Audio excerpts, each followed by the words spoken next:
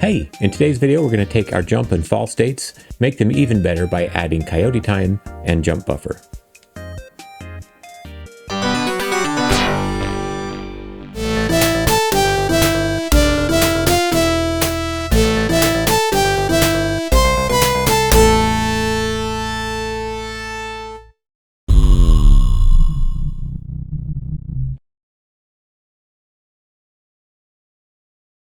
So the next thing I want to implement then is Coyote Time. Coyote Time, it's kind of a name that derives from Wile E. Coyote, you know, the old cartoon character. He'll run off a cliff edge and like he won't fall instantly, and he'll like look and he'll go, oh, and then he'll have a second to maybe turn around or try and turn around. So that's what we're doing here. And the reason this is a good feature to have is because if you're running and you press jump like at the same time you think you're on the edge, but you've technically just fallen, then you can't jump. And this can feel really punishing and it can feel really frustrating.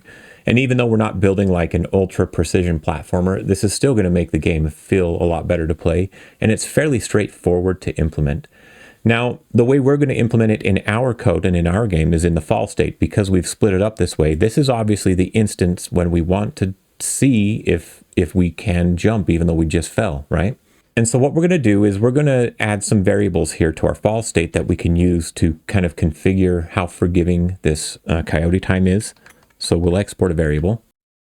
We'll just call it Coyote Time. And this is a float, and I'm going to set it pretty high right now. So I'm going to set it equal to like 0.4. So 0.4 of a second, which is way too long, but this is just going to make it easier to demonstrate. And then I also am just going to create a variable to keep track of that. We could make a timer. When I do timers, sometimes if it's really simple, I don't want to create a node. I just want to do it in my code. So that's what we'll do here. So I'm going to make a Coyote Timer variable. Coyote Time and Coyote Timer. Very similar, both floats. This one will be equal to 0, not minus, equals. Now, obviously you can see one of these is an export variable because we want to be able to control it. The other one is not. We're just going to use this in our code.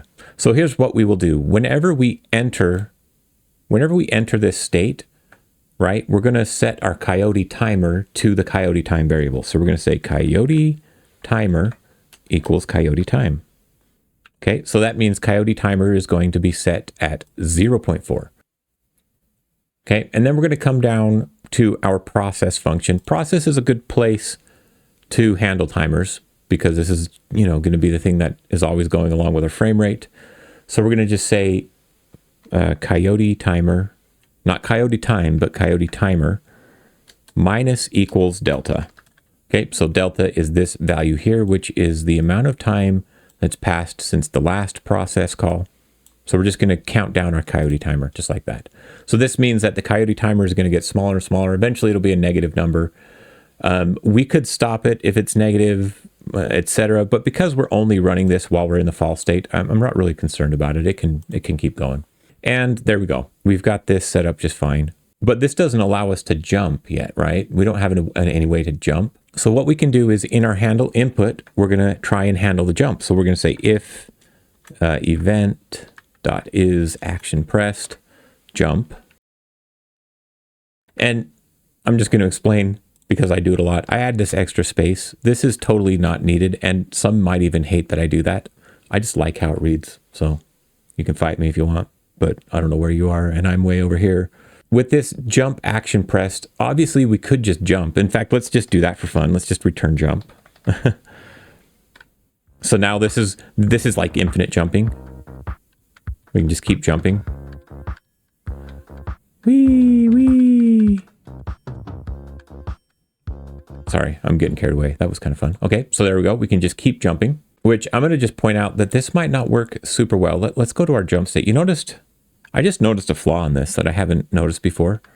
You can see even if I'm at the apex of my jump, or if I'm starting to fall and then I try and jump again, oh, that's like a really weak little second jump. What the heck's going on there?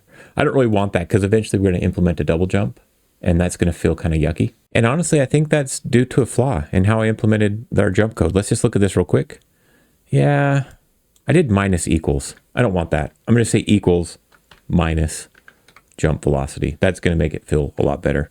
Okay, so now let's just try this out again. I'm glad I did this. I wouldn't have caught that. So now it doesn't matter where we are, we get a full height jump. So you can see how this could feel good when we get our double jump ability.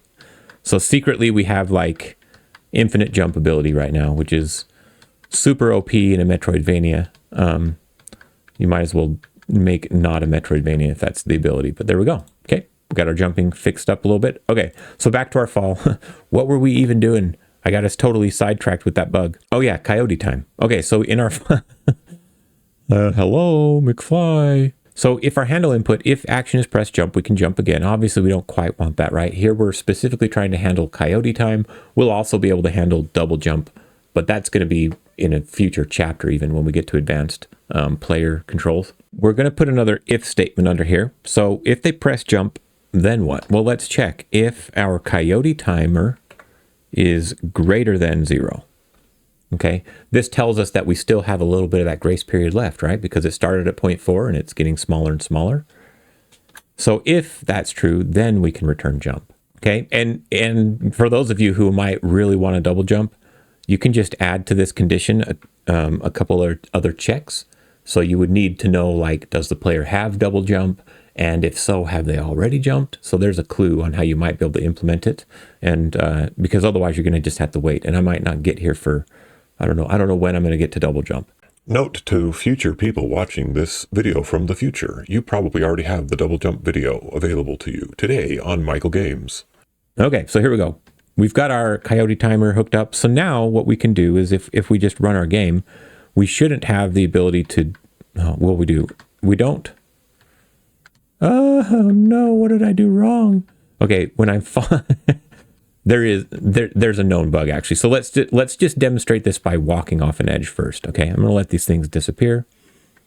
Now, if we walk off an edge, we can jump. You see how with the jump initiated here in the air? This is the whole purpose for these stupid debug things, by the way. You can see that I could jump a little bit late.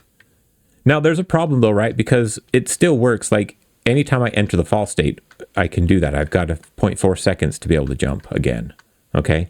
That's because of again, something that we need to address in our fall state. So the catch here is our Coyote time we're always setting whenever we enter the fall state. But obviously we don't want to do that if we were jumping, right? We only want to do that when we like walked off an edge. This is actually going to be pretty easy because we can look at our player and look at his previous state. Remember how we set that up originally? Let's look at that real quick. We've got this previous state. It's going to tell us what the previous state was. So assuming you've built your state machine like me, where we keep track of 3 states, you'll know what your previous state was just by calling player.previous state. Okay, so we can say if player.previous state, I'm back in the fall script, by the way. I'm kind of jumping around here. So if previous state equals, and then we can just say jump, right? And then I need a colon, then Coyote timer equals 0. I'm going to copy this real quick. Okay. You can't Coyote time jump. Else Coyote timer equals Coyote time. Okay, so there we go. So now we'll set our Coyote time different.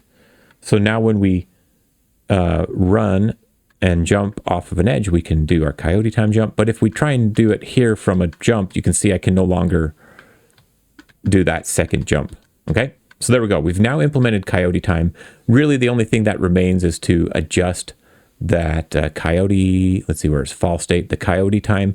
Now, a really good measurement is somewhere between 0.1 and 0.2. And generally, with my games, I fall on something like 0.125, something like that. So it's a really small margin. Okay, so you can see now that this Coyote time still works, but it's a lot less forgiving. Like I can't jump from clear down there, right? Ugh, doesn't work. I have to be pretty precise. If you want that to be even closer to the ledge, then you could decrease the Coyote time. That's going to be up to you and how you want your game to feel. What the heck? I accidentally typed while I was... There's a couple other things I still want to do with this fall to make it feel better. And one thing that I've done in the past that makes your fall feel snappier is if the jump velocity and the fall velocity are slightly different. You kind of want to feel a little bit of that weight when you fall. And right now it doesn't feel terrible, but it's using the same velocity. So here's how we're going to do this. We're going to modify our gravity. Our gravity will be different when we're going up than when we're going down. Okay, and we're not going to modify this gravity directly.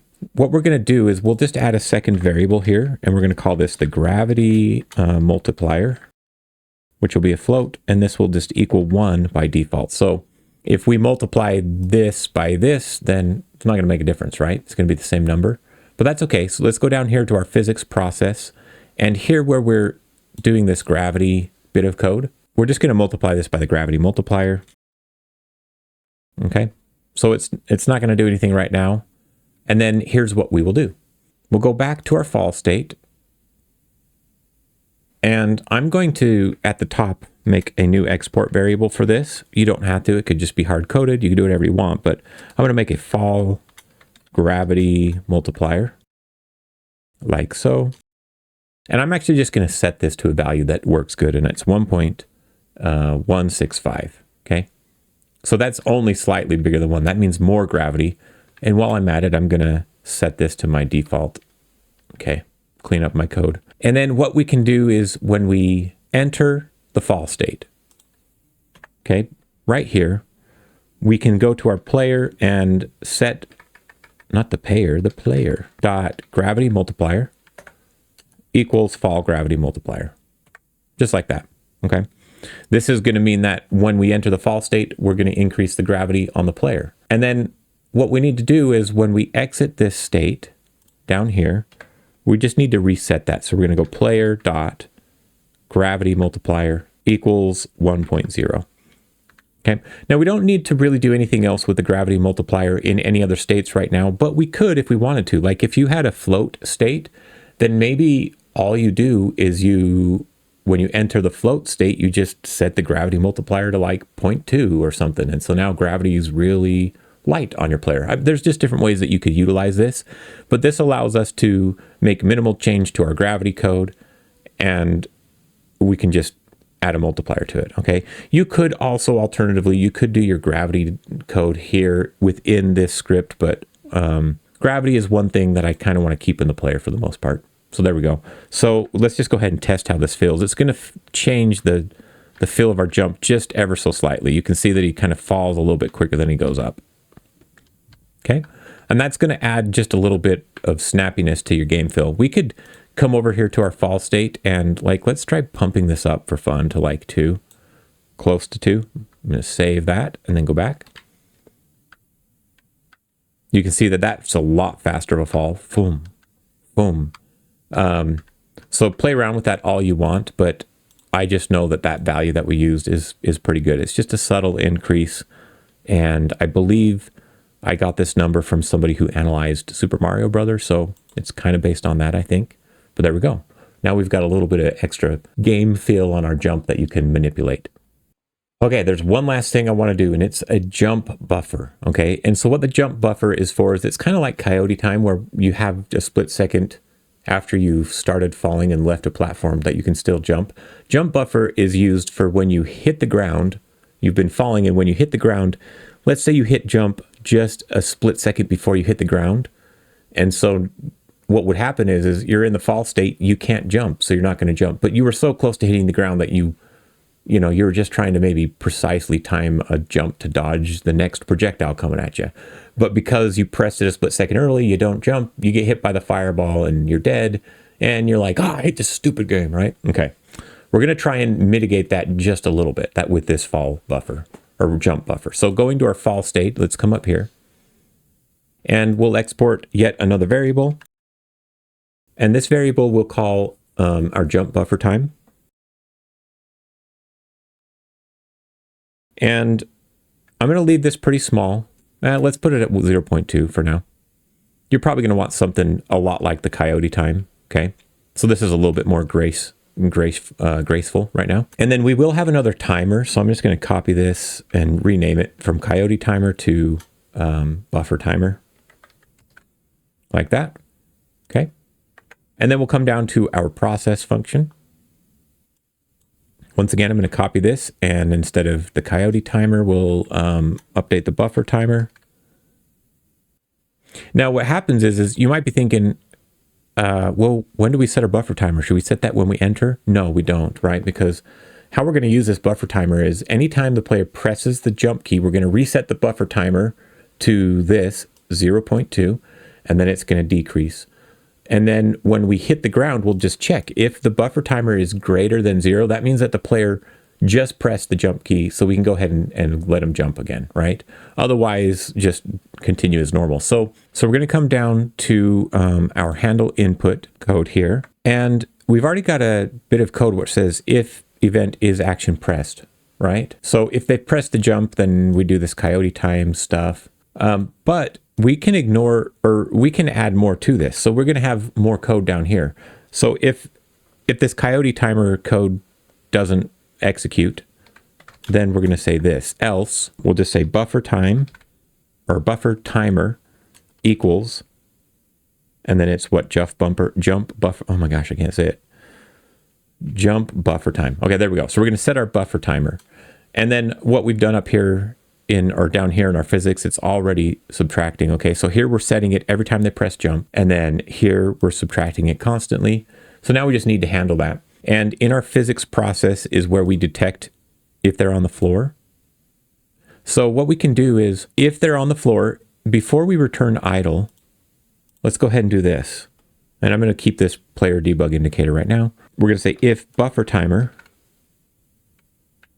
is greater than 0, that means that they've pressed the jump key just close, right? Within that time frame that we've given them. Then we will say return jump. Just like that. So now when we run our game, we should be able to, yeah, that worked. I pressed jump right before I hit the ground, and he just jumped as soon as he landed. Okay. And so that's going to feel really good and responsive to your players.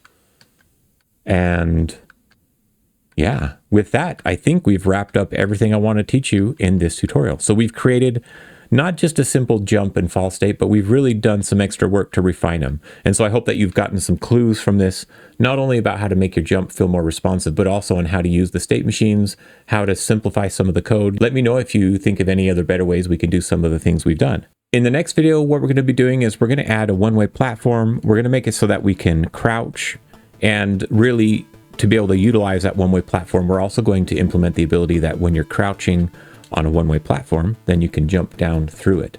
So that if you want to do that as a homework assignment, try and figure out how can you add a one-way platform, and how can you add a crouch state, or maybe just one or either of those.